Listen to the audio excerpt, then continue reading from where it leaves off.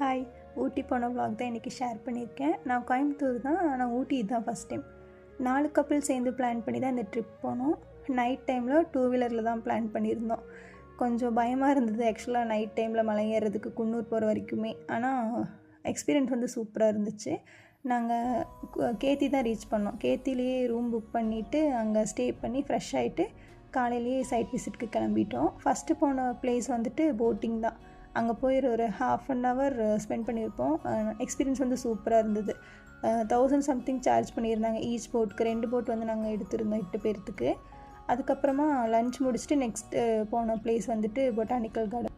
Botanical கார்டனில் வந்து கொஞ்சம் தான் எக்ஸ்பீரியன்ஸ் பண்ண முடிஞ்சுது. ஏன்னா டயர்ட் ஆகிட்டோம் காலையிலேருந்து. போட்டிங்கு லன்ச் எல்லாம் முடிச்சுட்டு தூக்கமும் பத்தலையா, அதனால் டயர்ட் ஆகிட்டோம்.